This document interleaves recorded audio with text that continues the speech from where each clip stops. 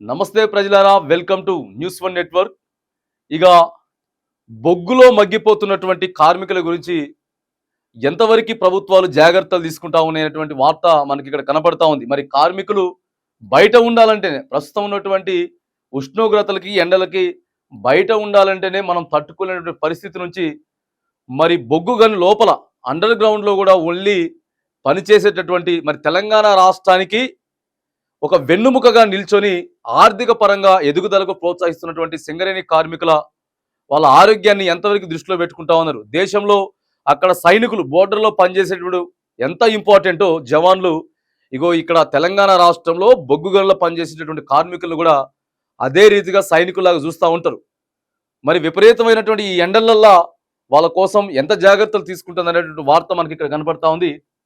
సింగరేణి కార్మికులకు ఎండ ఎఫెక్ట్, ఆ చర్యలు తీసుకోవాలని ఇక డిమాండ్ చేస్తా ఉన్నారు కార్మికులు.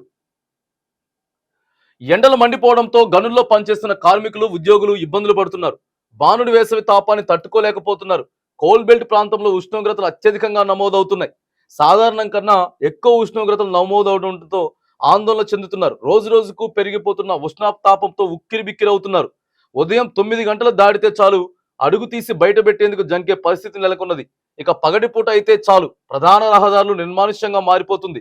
విద్యార్థులకు ఒంటిపూట బడులు కొనసాగుతుండటంతో ఉదయం పూట వెళ్లే సమయంలో ఏ ఇబ్బంది లేకున్నా మధ్యాహ్నం తిరిగి ఇంటికి వచ్చే సమయంలో ఎండ ప్రభావానికి గురవుతున్నారు. ఏవైనా బయట పనులు ఉంటే ఉదయం 10-11 లోపు చక్కబెట్టుకొని వస్తున్నారు. లేదంటే సాయంత్రం 5 తర్వాతే అడుగు తీసి బయట పెడతా ఉన్నటువంటి వార్త కూడా మనకు కనపడతా ఉంది. ఇక చిన్నపిల్లలు కానీ వృద్ధులు కానీ కనీసం అసలు బయటికి కూడా పోవద్దు. ఇప్పటికే రాష్ట్రంలో కొన్ని ఏరియాలలో కూడా కొంతమంది వడదెబ్బతో మరణించారు. ఏదన్నా ఉంటే మీరు పొద్దుగాల లేకపోతే మళ్ళీ సాయంత్రం తర్వాతే పనులు చూసుకోవాలని కూడా వాతావరణ హెచ్చరిక చేస్తూ, మరి సింగరేణి కార్మికులైతే రాష్ట్రంలో ఇక్కడ రికార్డు ఎండలట. ఇక కోల్బెల్ట్ ప్రాంతంలో వేడికి కార్మికులు తీవ్ర ఇబ్బందులు పడుతున్నారు. మంచిర్యాలలో రాష్ట్ర స్థాయిలోనే అత్యధికంగా ఉష్ణోగ్రతలు నమోదవుతున్నాయి. మంచిర్యాల జిల్లా హాజీపూర్లో తెలంగాణలో అత్యధికంగా 45.2గా నమోదైంది. చెన్నూరు మండలం కొమ్మూరులో 45 డిగ్రీలు, ఇక నిర్మల్ బుట్టాపూర్లో 44.9, కోనంబి జిల్లా జాబుంగలో 44.6, ఆదిలాబాద్ జిల్లా అర్లీలో 43.8 ఉష్ణోగ్రతలు నమోదయ్యాయి. 4 రోజుల కిందట వర్షాలతో ఆదిలాబాద్ జిల్లా ప్రజలు అతలాకుతలమయ్యారు. ఇక ఇప్పుడు ఎండలు సైతం దంచి కొడుతున్నాయి. రానున్న రోజుల్లో ఎండలు మరింతగా ముదురుతాయని చెప్పి కూడా అధికారులు చెప్తా ఉన్నారు. ఇక ఇప్పుడు మనం చూసుకున్నటువంటి ఈ ఏరియాలు మొత్తం కూడా సింగరేణి కోల్ మైన్ కి సంబంధించినటువంటి ఏరియాలు ఇవన్నీ కూడా. ఎందుకనంటే అక్కడ బొగ్గు ఎక్కడైతే ఉంటుందో దాని దరిదాపులో ఒక 5-10 కిలోమీటర్ల కూడా ఎక్కువ ఉష్ణోగ్రత నమోదవుతూ ఉంటుంది. మిగతా ప్రాంతాలతో మనం చూసుకున్నట్టయితే సింగరేణి ప్రాంతాలు ఏవేవైతే ఉన్నాయో మరి అదే అట్లుంటే డైరెక్ట్ ఆ బొగ్గులోకి దిగి మరి పనిచేసేటటువంటి కార్మికుల పరిస్థితి ఏంటిది? వాళ్ళ బట్టలు మొత్తం చెమట అయిపోయి వాళ్ళు మొత్తం 8 గంటల లోపల నుంచి బయటకు వచ్చేసరికి అవసరమైతే కొంతమంది, అందుకే హార్ట్ స్ట్రోక్లు ఎక్కువ వస్తూ ఉంటాయి వాళ్ళకి. హార్ట్ స్ట్రోక్లు తర్వాత మెడికల్ అన్ఫిట్ తొందరగా అయిపోతూ ఉంటారు. తక్కువ వయసులో కూడా సింగరేణి కార్మికులకు అనేక రకమైనటువంటి మరిగా ఆ వ్యాధులు జబ్బులు కూడా వస్తూ ఉంటాయి. ఎందుకంటే వాళ్ళ ప్రాణాన్ని త్యాగంగా పెట్టి సింగరేణి బొగ్గును వెలికి తీసేటటువంటి ప్రయత్నం కార్యక్రమాలు చేస్తూ ఉంటారు. కానీ మరి గవర్నమెంట్ ఎంతవరకు వీళ్ళ జాగ్రత్తలు తీసుకుంటా ఉంది, ఉన్నతాధికారులు ఎంతవరకు మరి వీళ్ళకి లోపల చేసుకోవచ్చు. లోపల విద్యుత్ సరఫరా ఉంటుంది వాళ్ళకి. అక్కడ మరి ఎయిర్ కూలర్స్ ఏర్పాటు చేస్తూ ఉన్నారు. లేకపోతే బ్లోయర్స్ నుంచి వెళ్ళి గాలి వదిలే ప్రయత్నం కానీ, లేకపోతే లోపల వాళ్ళకి ఆ మజ్జిగ ప్యాకెట్లు సరఫరా చేసే విషయం కానీ, లేకపోతే వాటర్ తాగేందుకు ఫ్రిడ్జ్లు ఏర్పాటు చేస్తూ ఉన్నారా? వీటన్నిటిని కూడా ఒకసారి సింగరేణి అధికారులు, ఇటు పక్క ప్రభుత్వ పెద్దలు కూడా ఆలోచన చేయాల్సినటువంటి అవసరం ఉన్నది. ఇక ఓపెన్ కాస్ట్ గనుల్లో పనిచేసే చోట్ల ఏసీ సౌకర్యంతో రెసిడెన్సెస్ ఏర్పాటు చేయాలని మైన్ సేఫ్టీ డైరెక్టర్ జనరల్ ఆదేశాలు ఉన్నాయి. అయినా యాజమాన్యం దాన్ని పట్టించుకోవడం లేదు. కొన్ని చోట్ల తడకలతో పందిళ్లు వేస్తున్నా అవి ఎటు సరిపోవడం లేదు.